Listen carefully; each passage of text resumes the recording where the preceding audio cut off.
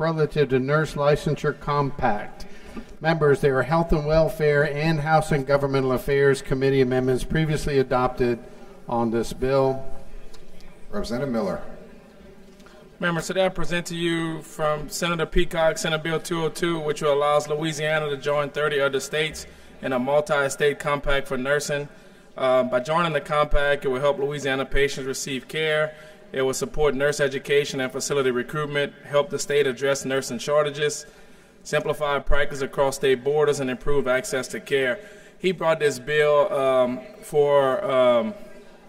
when he received calls from Colonel Ty Newman, who served at Borgsdale Air Force Base. His wife was a nurse, and they often were deported to different states multiple times throughout the year, and it was easy for her to work everywhere she was going. And when it came to Louisiana, we were one of the states without the multi-state compact. It was a burdensome process. I think it cost her like $500 just to be allowed to work here in Louisiana. So he brought this bill forward for Louisiana to join 30 other states in the compact.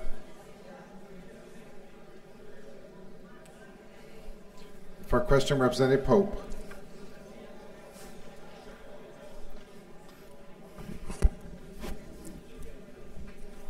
Thank you, Mr. Speaker. Representative, you bringing this bill for Senator Peacock? Yes, sir. It wouldn't be a nurse practitioner bill solely, would it? Oh, nurse practitioners aren't included in this. No, sir. I understand that. But I don't want to give you a hard time because you know I'm going to come to the floor and try to do whatever. And I like you. Did you know? Yes, sir. But tell me about the compact. Tell me how many people are in the compact, how many states are in the compact, and who is the manager, who oversees the compact? To my understanding, right now there's 30 states in the compact. Each state is allowed to have one representative within the compact, and so there'll be 30 individuals who manages the compact and votes on rules and implements everything. 30 individuals? Well, one representative from each state, so depending how many states. And how do you foresee the person in the state of Louisiana being representative on that board? Where do you think that person's coming from? If I read correctly, the governor gets to a point. I also saw one place we said 2 years the RN board would have a representative, and the next 2 years the LPN board would have a representative, because we have two separate boards. So they would be rotating? Would rotate it. But only one person from each state? Yes, sir, from my understanding. Well, you better than me. You're carrying this bill for the senator, not me. Sometimes we carry bills that we I understand. I mean, I know it's not your bill. I get that. Yes, sir. You know. Yes, sir. Do you really think that are ready for a compact in this state? I think this is a great bill, Representative Pope. I actually was looking at it before and just didn't get a chance to do all the research on it.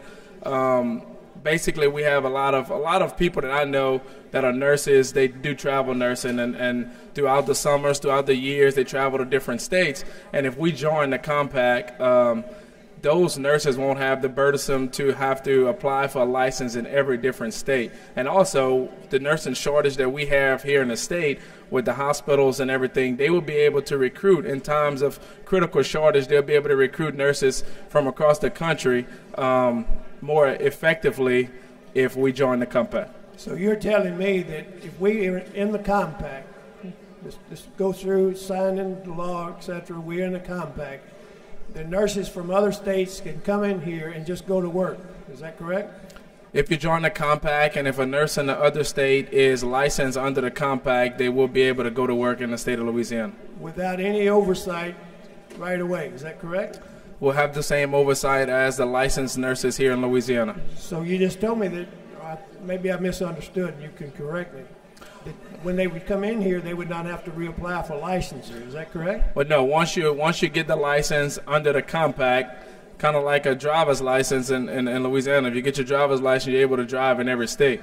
If we join the compact, at that point, you're able to work in every state that's within the 30 state compact. So have we looked at the criteria to each one of these states as far as what it takes to get a license to become a nurse? We have. Are they not different in each different state, or would they not be different in each state? We have looked at it, and in the compact there's one set of rules, and they actually just redid and implemented a new set of rules of the minimum that's required for each state to be able to participate within the compact. And we did hear this in health and welfare, is that correct? Yes, sir. Did we not hear testimony in there that well, I'll take the LPNs, that our requirements may be much higher than most of the other states in the country? Well, she didn't say that. From my understanding, it wasn't our requirements. Our LPN scope of practice. Scope says that scope of practice is much says more that extensive. our scope is more expanded, and I think you remember my testimony that the actual hospitals in the state of Louisiana do not allow our LPNs to actually practice to their scope that they're saying that they can practice. So within the state. So, but let's talk about our nurses. So if our nurses have a broader scope, I think they're part of the nursing. Or part of the compact, would they not be? Yeah, no, what I'm saying, I'm sorry, if maybe didn't explain myself. So if an LPN here has a broad scope of practice and she go into another state, that means she's going to be overqualified. That means so she wouldn't have a problem. And anyone working from another state coming into here, our hospitals currently do not allow those nurses to do those things like hang blood and give medicine, IV pain medicine pushes anyway. So I don't think it would really change anything as far as care of service. So if Representative Miller, and I understand that you are a nurse practitioner, is that correct? Yes, sir. And you want to move to one of these other states that are in the compact? Yes, sir. You can do that? Not as a nurse practitioner. This is only for a registered nurse or LPN. Yeah, nurse practitioners aren't within this bill. So there's a separate compact for them, but it's not in the bill. You wish it was. Understand that. All right, let's take an LPN or an RN. They move to another state.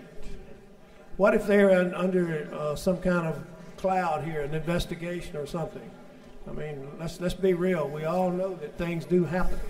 So would not be concerned if other people coming in here to do work on our people, our patients, our elderly, our kids, all of our health needs, that we may have somebody in here, for lack of a better term, be more direct, jumping from state to state to run from something? Would that not concern you? So several answers to that. Every hospital has a director of nursing or chief nursing administrator who their job is to make sure that their particular healthcare institution delivers safe medical practice. So they actually interview anyone that wants a job. They actually do check the references, your job references, to make sure that you're not a bad apple, number one.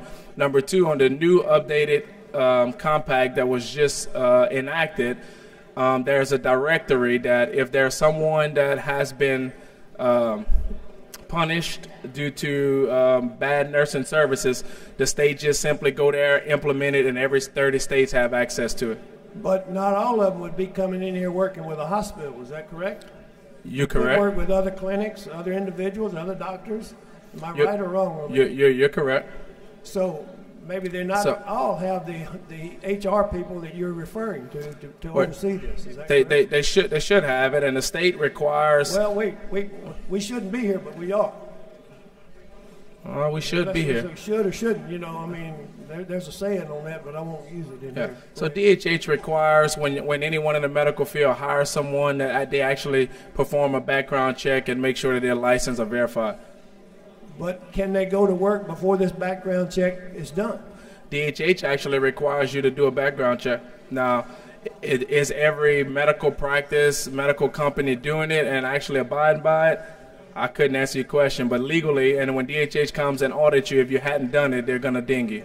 Did we not hear testimony to the fact that would be a possibility or could be a possibility? If the medical company isn't doing their job. Yes. You recall in health and welfare that there was an amendment put on this piece of legislation that's in the bill as we speak. Yes, sir. What you want to clarify that, or you want me to clarify that?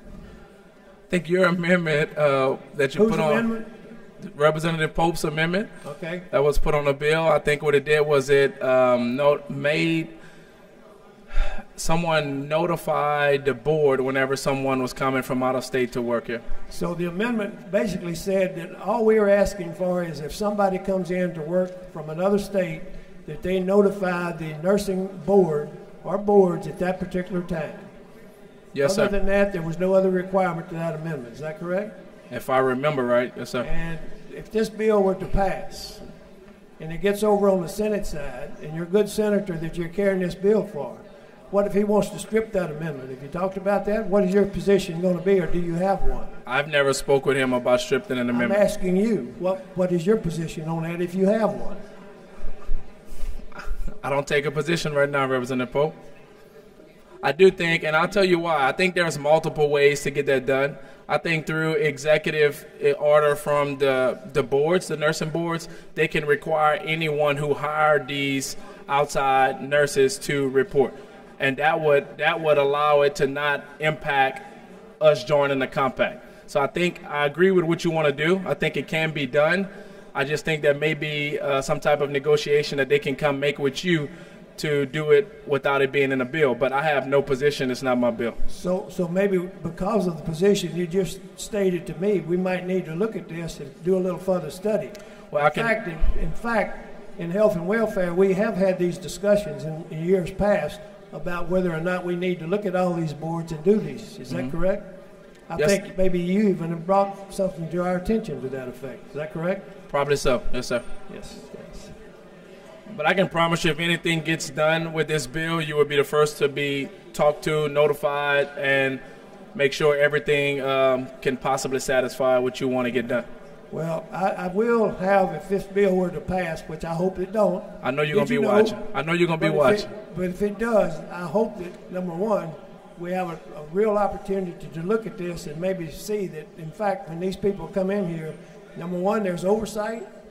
Two, there's background checks.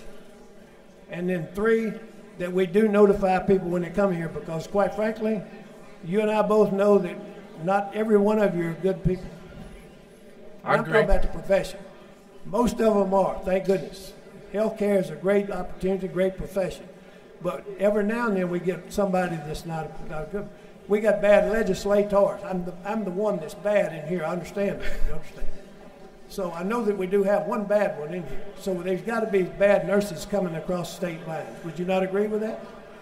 I think there's bad apples in every profession. That's my point. With that, we'll get on to something else. Thank you, Mr. Speaker. Thank you, Representative Pope. For a question, Representative Ivey. Thank you, Mr. Speaker.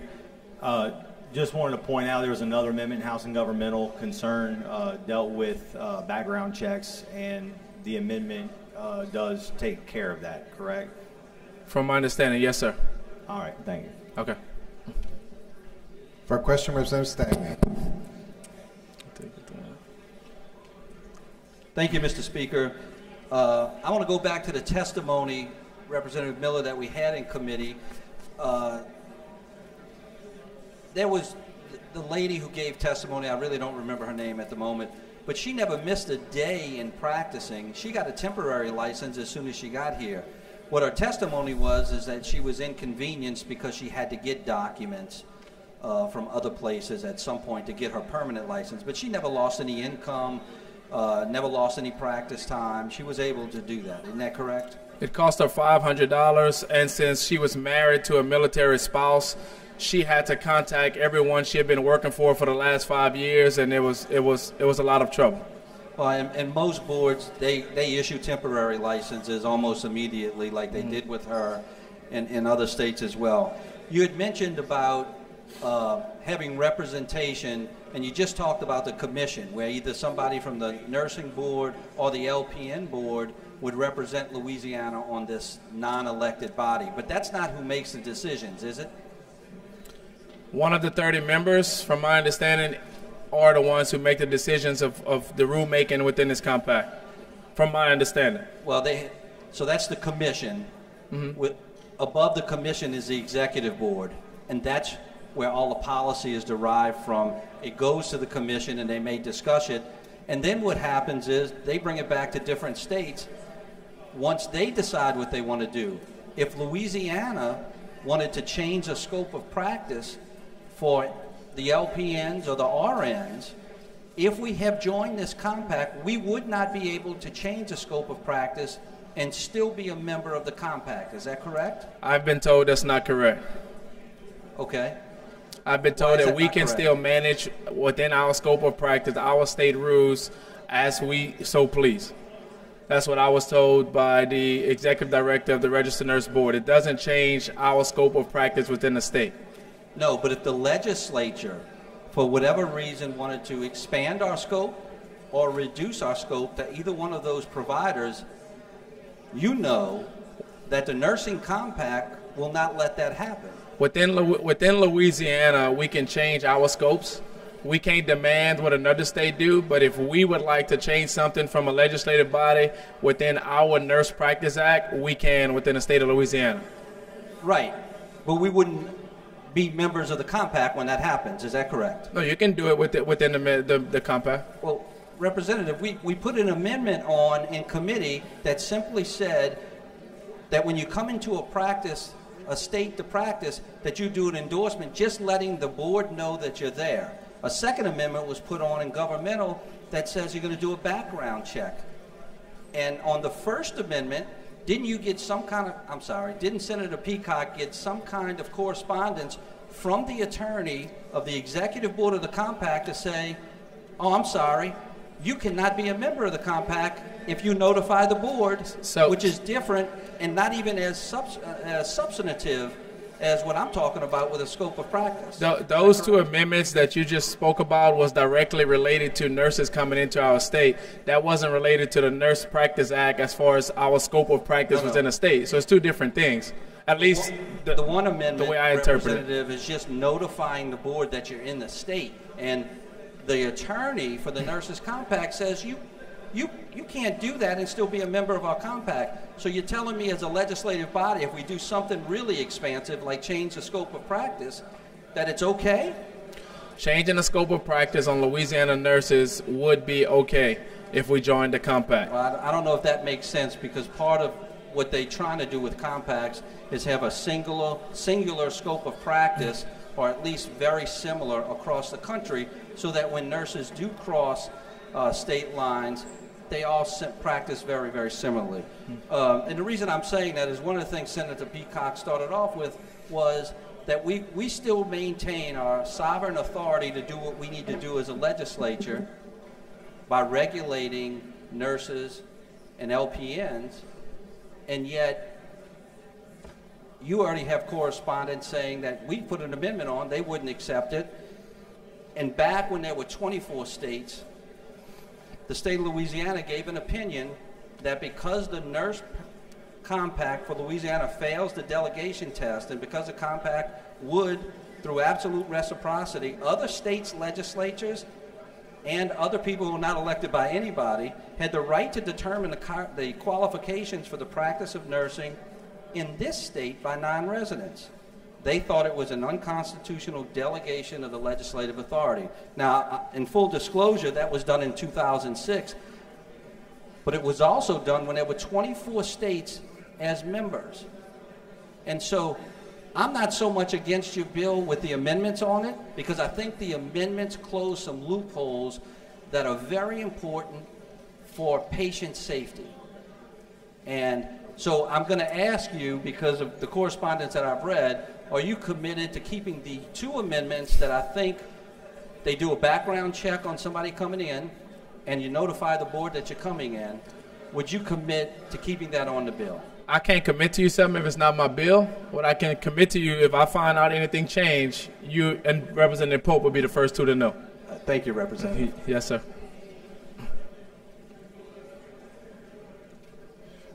For a question, Representative Robbie Carter. Representative Miller, the biggest complaint I have about these out-of-state nurses coming in is, are they paying income taxes? Because if you're on the border with Texas, what keeps them from coming over here working and then not ever filing the Louisiana income tax return? I would think if they're earning Louisiana dollars, they would pay taxes on Louisiana dollars that they earn here, but I'm not a tax expert. You probably know more about that than I do. I'm not a tax expert either, but when I go through the hospitals that are located closer to the state's borders, I see a lot of out-of-state license plates. And I'm just wondering, do these people pay income tax on that money they're taking from Louisiana? Or are they going back home and taking everything with them? I'm not sure, Representative. Could it be included in the compact that they sign an affidavit just like we do when they have the background checks? It says, we pay Louisiana state income taxes. You know, we have to file that disclosure report that's due today. We have to say we pay Louisiana state income taxes. Could we require them to do the same?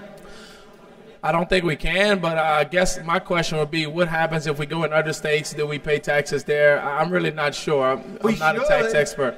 We should. And we may, Representative Carter. I'm not sure. If I go buy a four-wheeler in Mississippi, I have to pay Louisiana taxes. Who pays taxes around I worry about our Louisiana money going away and us not getting the state income tax back. Yeah, and I'm not sure, Representative Carter. I don't have an answer to that question about the taxes.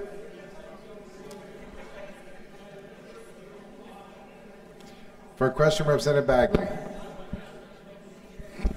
Thank you, Mr. Speaker. Representative, I know a little bit about that, living on the border. When I taught in Texas for a long time, when I taught, I paid state taxes just like everybody in Texas did. The people that came over to Louisiana that worked in Louisiana, when they take taxes out, they take the state out too. Doesn't matter where they live. And so of course, they don't file tax returns, they can't get any money back, certainly. But they do pay Louisiana taxes. Thank you. Thank you, Representative Bagley.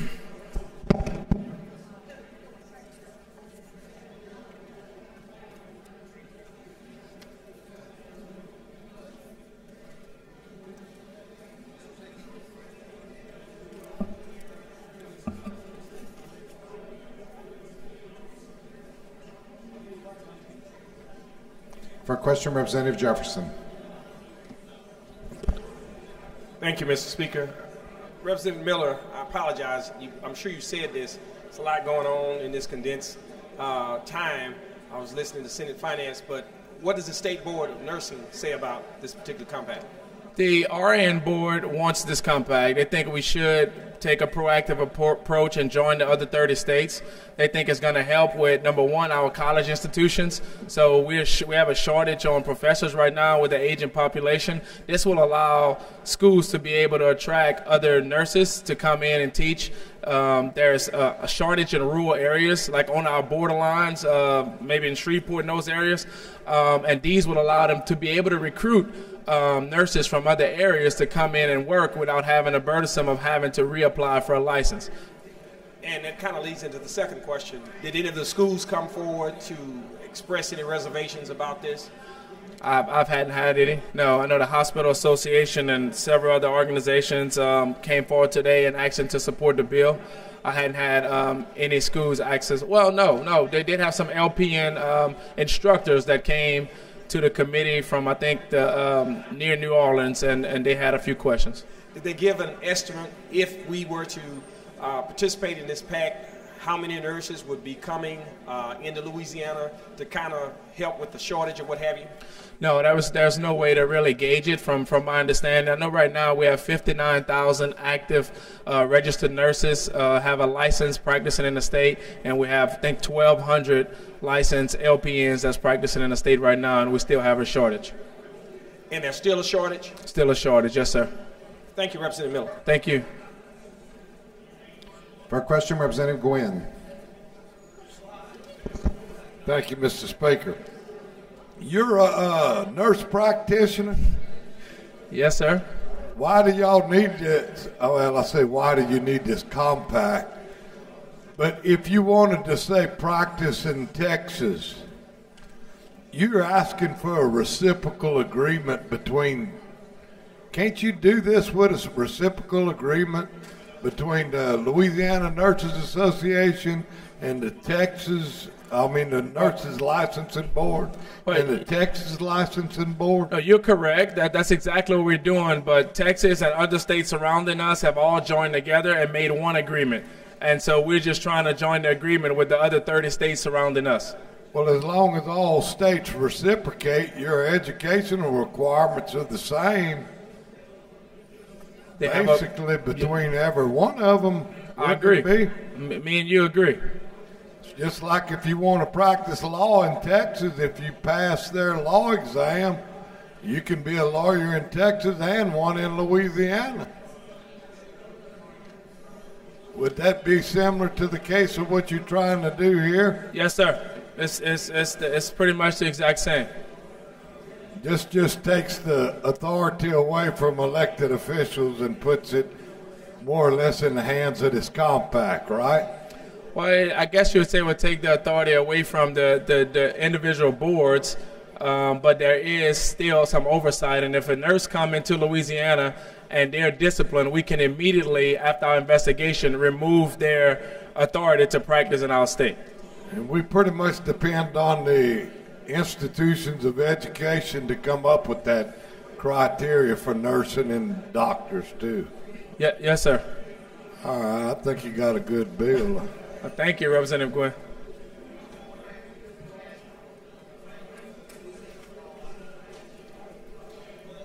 There are no other questions. Representative Miller for the floor on the bill. Representative Pope. Oh.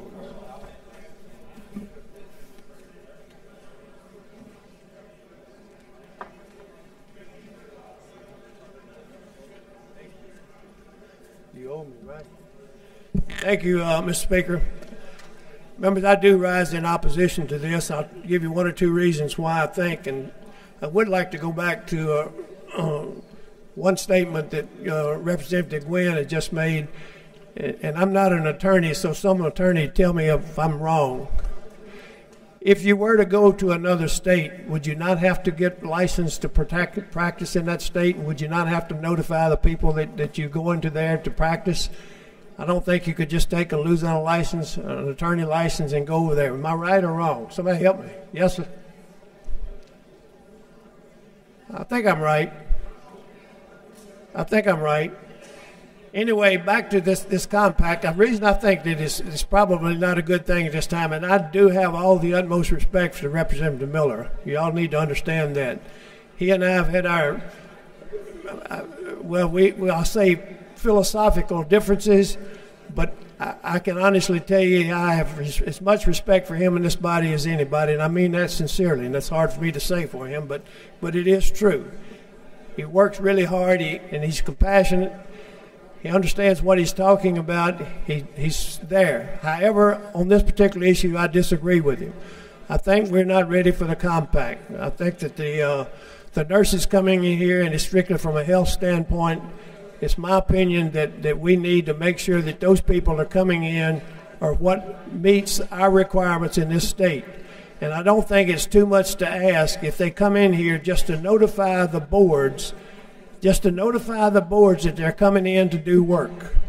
That's all we're asking them to do. Now, there's two other stipulations in here. If there happens to be an emergency, God forbid, we do have hurricanes here, we have floods here.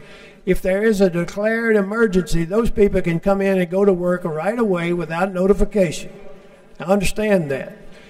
But in a normal routine of a day, I think that they need to come in here and they need to notify the nursing board that they're here and make application.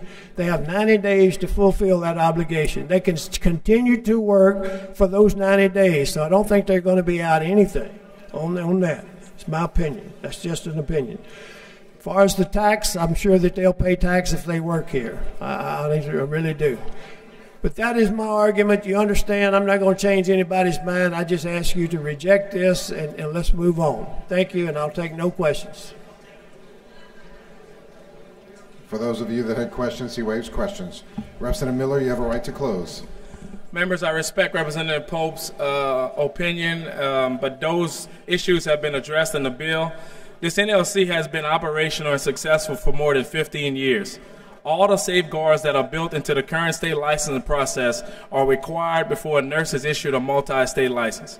The NLC has uniform license requirements so that all states can be confident the nurse practicing within the NLC have met a set of minimum requirements regardless of the home state in which they are licensed. Less than 1% of United States nurses ever require discipline by a board of nursing. But if discipline is needed, swift action can be taken by the Board of Nursing regardless of the state where the nurse is licensed or practiced. When a nurse is disciplined, the information is placed into the National License Database. All states that participate in an enhanced NLC conduct federal criminal background checks to determine eligibility for a multi-state license. The enhanced NLC increases access to health care, protects patient safety, and reduces costs while supporting state-of-the-art healthcare delivery. Members, remember Senator Peacock brought this bill for men and women who serve in our country, have spouses who are nurses, who care for citizens all across the world. I ask you for your favorable passage.